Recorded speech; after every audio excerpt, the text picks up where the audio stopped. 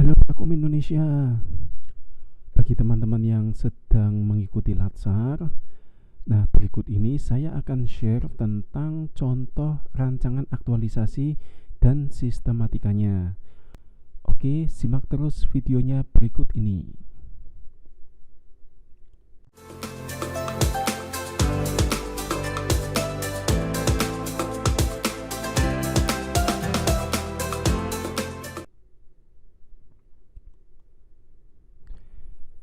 Jadi begini ya teman-teman, ketika teman-teman akan membuat rancangan aktualisasi, tentunya ada sistematikanya, yaitu yang pertama halaman sampul, yang kedua lembar pengesahan, ketiga kata pengantar, keempat daftar isi, kelima daftar tabel, keenam daftar gambar.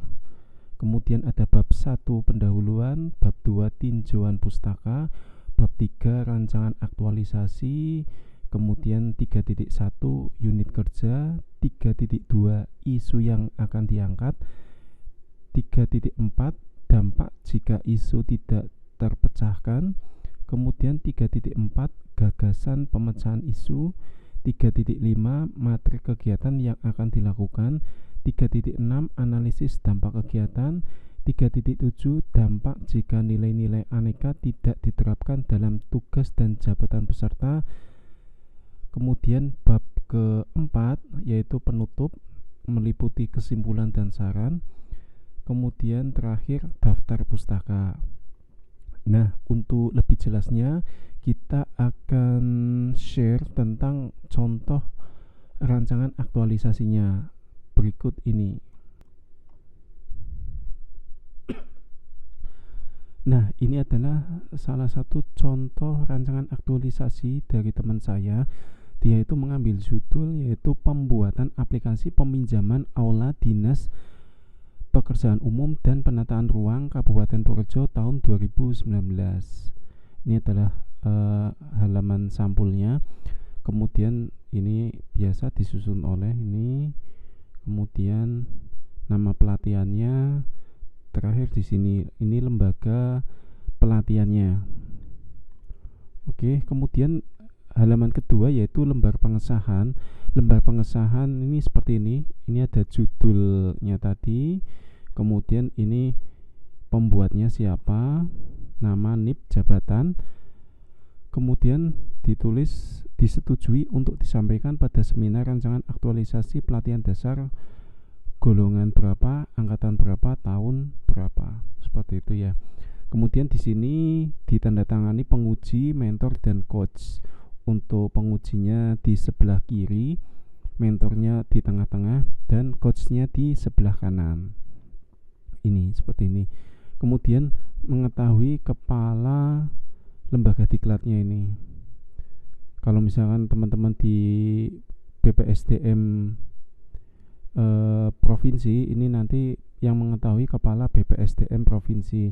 Jika di BPSDM Kemendagri Regional 2 Yogyakarta, nanti di sini ditulis kepala PPSDM Regional 2 Yogyakarta siapa. Seperti itu ya, kepala lembaga diklatnya. Kemudian halaman yang ketiga yaitu kata pengantar. Seperti biasa kata pengantar ini tinggal copy paste aja ya. Kata pengantar seperti ini. Kemudian berikutnya yaitu daftar isi. Daftar isi mulai dari halaman judul, lembar pengesahan, kata pengantar, daftar isi, daftar tabel. Kemudian di sini ada bab 1. Bab 1 meliputi latar belakang, tujuan. Kemudian bab 2 tinjauan pustaka meliputi visi misi organisasi, nilai organisasi, nilai-nilai dasar PNS. Kemudian kedudukan dan peran PNS dalam NKRI. Kemudian bab 3 rancangan aktualisasi meliputi unit kerjanya, isu yang diangkat, daftar jika isu tidak terpecahkan, kemudian gagasan pemecahan isu, kemudian metrik kegiatan yang akan dilakukan, kemudian analisis dampak kegiatan, Kemudian yang terakhir, analisis dampak jika aneka tidak diterapkan dalam tugas dan jabatan. Kemudian yang bab keempat yaitu penutup, meliputi kesimpulan dan saran. Dan terakhir yaitu daftar pustaka, seperti itu. Kemudian ini daftar tabelnya, ini daftar gambarnya. Oke, nah kita beralih ke bab 1. Bab 1 ini biasa meliputi latar belakang masalah ya.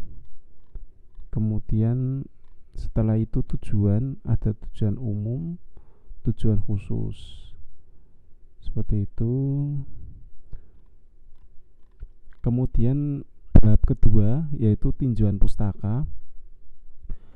Oh ya, untuk bab 1 ini teman-teman bisa copy paste aja ya dari yang sudah ada. Nanti untuk contohnya yang ini kita akan share di grup Telegram ya, di grup Telegram Laskar CPNS, seperti itu. Oke. Kemudian ini tinjauan pustaka. Tinjauan pustaka ini teman-teman nanti minta aja visi misi organisasi, di sekretariat pasti punya ya, visi misi organisasi seperti apa. Kemudian nilai-nilai organisasi ini coba nanti teman-teman tanya di sekretariatnya masing-masing ya, ini dia tahu. Kemudian nilai-nilai dasar PNS. Nah, untuk nilai-nilai dasar PNS ini tinggal copy paste aja. Ini sama ya, semua PNS sama, nilai-nilai dasar PNS-nya meliputi akuntabilitas, kemudian akuntabilitas, nasionalisme, kemudian setelah nasionalisme, etika publik, kemudian yang keempat komitmen mutu,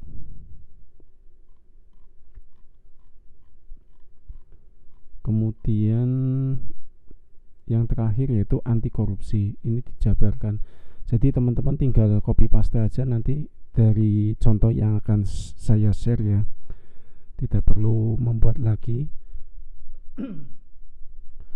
Kemudian yang ini kedudukan dan peran PNS dalam NKRI. Ini juga sama. Ini copy paste aja, ini sama. Nih teman-teman copy paste aja, ini sama semua ya. Oke. Ini tinjauan pustakanya banyak sekali. Nah, kita beralih ke bab 3. Ini yang paling penting ya. Bab 3 yaitu rancangan aktualisasi. Nah, dalam hal ini teman-teman nanti yang pertama yaitu unit kerjanya. Unit kerja teman-teman perlu membuat bagan organisasi ya. Bagan organisasi ini di sekretariat unit kerja teman-teman pasti sudah ada ini. Biasanya ditempel di ruang pertama ya, di ruang utama untuk unit kerjanya pasti ada ini, bagan ini. Setiap organisasi beda-beda, silakan nanti minta tanya di sekretariat organisasi masing-masing ya, seperti itu. Kemudian teman-teman itu berada di bagian mana, di bidang apa atau sub bidang apa di sini. Nah, nanti untuk yang misalkan teman-teman ditempatkan di sekretariat sub bagian perencanaan dan monitoring dan pelaporan, nanti di sini dikasih warna khusus ya teman-teman, misalkan warna hijau, warna kuning atau apa di sini. Nanti biar yang coach, mentor dan pengujinya tahu seperti ini. Kemudian kegiatan sehari-harinya seperti apa, nah ditulis. Ini harus sesuai butir-butir kegiatan peranata komputer ya, harusnya ya ini. Kemudian ini isu yang akan diangkat seperti apa ya, nanti teman-teman jabarkan di sini. Nah, teman-teman bisa ini kasih kata-kata pembuka seperti apa. Misalkan teman-teman di bidang pelayanan, teman-teman bisa cerita dulu tentang pelayanan di unit kerjanya seperti apa, meliputi apa, dan nanti bisa dijabarkan lagi masalah yang dihadapi selama ini apa, seperti itu ya. Oke, kemudian setelah teman-teman menuliskan ini ya, menuliskan isu yang akan diangkat, kemudian teman-teman jelaskan juga dampak jika isu tidak terpecahkan. Nah, ini dampaknya seperti apa, teman-teman menganalisis ya, dampaknya seperti apa. Nah, dalam hal ini teman-teman kan dalam hal ini teman saya ini kan membuat ini ya, aplikasi peminjaman aula. Nah, selama ini jadwal peminjaman aula ini masih manual. Yang akan meminjam itu harus datang ke sekretariat. Kemudian pencatatan peminjaman masih dilakukan di buku peminjaman aula. Kemudian sulit mencari tanggal yang sudah dipesan untuk pemakaian aula. Kemudian untuk pengecekan jadwal aula terpakai perlu melihat buku peminjaman aula sehingga tidak praktis. Nah, ini yang akan dipecahkan, yaitu dengan pemesanan bisa melalui sistem online, pencatatan dan pemesanan melalui email, kemudian pengecekan jadwal aula menggunakan website dinas. Oke, seperti itu. Kemudian dampaknya jika isu itu tidak terpecahkan. Jadi dampaknya kalau misalkan masih menggunakan pencatatan manual, ini yang pertama, sulit mencari buku peminjaman aula, sulit mengetahui jadwal aula saat kosong. Kemudian inefisiensi waktu untuk proses peminjaman aula. Kemudian sulit mengontrol jadwal peminjaman aula. Ini dampak isu jika tidak terpecahkan. Nah, kemudian teman-teman selanjutnya memberikan gagasan pemecahan isu. Nah, gagasan pemecahan isu ini dijelaskan dengan metode Fishbone untuk mengidentifikasi akar permasalahan yang diduga sebagai penyebabnya. Nah, teman-teman perlu membuat bagannya seperti ini ya. Nah, diagram analisis Fishbone. Nanti teman-teman dijelaskan juga saat lacar ya. Saat lacar ini ada diagramnya seperti ini, nanti bisa teman-teman ini sebagai alat bantu untuk menganalisis masalahnya. Oke, kemudian ini deskripsinya ada manusia, metode, money atau biaya, kemudian material, kemudian ada milieu. Nah, seperti ini. Oke, kemudian dari analisis tersebut teman-teman nanti membuat ini ya, kegiatan-kegiatannya, metrik kegiatan yang akan dilakukan. Nah, seperti ini. Jadi teman saya ini membuat 4 kegiatan, yaitu meliputi pembuatan aplikasi peminjaman aula, kemudian pembuatan modul aplikasi, kemudian yang ketiga pembuatan video tutorial, dan yang keempat sosialisasi aplikasi peminjaman aula. Oke, kemudian ini adalah materi kegiatannya. Nah, di dalam materi ini kita menjelaskan tahapan-tahapan kegiatannya ya. Kemudian ada output dari setiap tahapan kegiatan seperti apa. Kemudian keterkaitan substansi mata pelatihan ini kaitannya sama anekanya seperti apa. Kemudian kontribusi terhadap visi misi organisasi seperti apa. Kemudian penguatan nilai organisasi seperti apa. Nah, ini yang ya agak sedikit ini ya Pak, menguras waktu ya. Menguras waktu, teman-teman harus membreakdown kegiatan 1, 2, 3, 4 yang teman-teman sudah rencanakan. Seperti ini. Makanya dalam hal ini saya membuka privat pembuatan ini ya, pembuatan aktualisasi lacar. Ini tujuannya juga seperti ini. Jadi saya akan membimbing teman-teman, kemudian mereview hasilnya seperti apa. Jadi teman-teman bisa diberi kemudahan ya. Oh, misalkan ada kesalahan di sini, misalkan ada kesalahan penulisan, kemudian ada kesalahan metodologi atau apa, saya bisa memberikan saran dan masukannya seperti apa. Seperti itu. Nah, seperti ini kan sebenarnya Latsar itu kan mudah untuk pembuatan aktualisasinya, hanya yang bikin pusing itu sebenarnya untuk pelaporannya.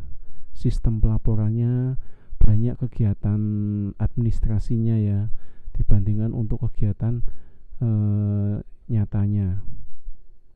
Kemudian setelah teman-teman membuat ini tahapan-tahapan kegiatannya, kemudian teman-teman perlu membuat analisis dampak kegiatan. Nah, yang meliputi dampak terhadap individu, dampak terhadap unit kerja, dampak terhadap organisasi. Seperti itu. Kemudian dampak jika nilai-nilai aneka tidak diterapkan dalam tugas dan jabatan peserta. Nah, seperti ini. Nanti kalau ini masih bisa copy paste ya, yang dampak ini hampir sama sebenarnya. Kemudian teman-teman juga membuat jadwal pelaksanaan. Nah, ini jadwal pelaksanaan. Jadi teman-teman ini kan dikasih waktu selama habituasi. Ini ada 1, 2, 3, 4, 5. Ada 5 minggu yang perlu teman-teman ini buat ya. Jadi kalau misalkan teman-teman membuat aplikasi yang kompleks, saya jamin ini nggak akan cukup waktunya. Dan karena nggak ada biaya juga, teman-teman nanti malah banyak tombok ya. Mending bikin aplikasi yang sederhana seperti ini, atau membuat yang non aplikasi yang mudah diterapkan dan mudah untuk dilaporkan. Jadi teman-teman juga jangan terjebak seperti kemarin itu ada yang konsultasi ke saya. Dia akan membuat survei kepuasan pelanggan, kepuasan layanan masyarakat ya di suatu kecamatan. Jadi kalau seperti itu metodenya, ini memang terlihat simpel karena form kepuasan layanan masyarakat itu kan pakai Google Form. Jadi setiap masyarakat yang mengurus KTP, KK atau layanan masyarakat lainnya itu menulis form kepuasan pelanggan. Saat ini kan masih manual. Nah, dia ingin membuat secara online seperti itu. Tetapi nanti akan menemui masalah ketika analisisnya apa yang digunakan, metodenya apa. Setiap butir pertanyaan itu harus dianalisis gitu. Jadi saya tidak menyarankan kalau teman-teman mengambil metode survei ya. Survei itu nanti agak susah untuk untuk pelaporannya. Seperti itu. Jadi lebih baik yang seperti ini yang tidak ada celah-celah kesalahannya gitu. Oke, kemudian bab yang terakhir yaitu penutup. Bab penutup nih ada kesimpulan, kemudian ada saran. Nanti kalau ini kan nggak begitu penting, jadi bisa teman-teman antara satu teman dan teman yang lain bisa saling copy paste ya, saling adopsi lah istilahnya. Kemudian yang terakhir yaitu daftar pustaka. Ini adalah buku-buku yang menjadi referensi teman-teman ketika menulis rancangan aktualisasi. Oke, sekian dulu yang bisa saya sampaikan. Jangan lupa klik like jika kalian suka dengan video ini dan share video ini ke sosial media kalian. Saya Basuki Rahmat, salam Prakom Indonesia.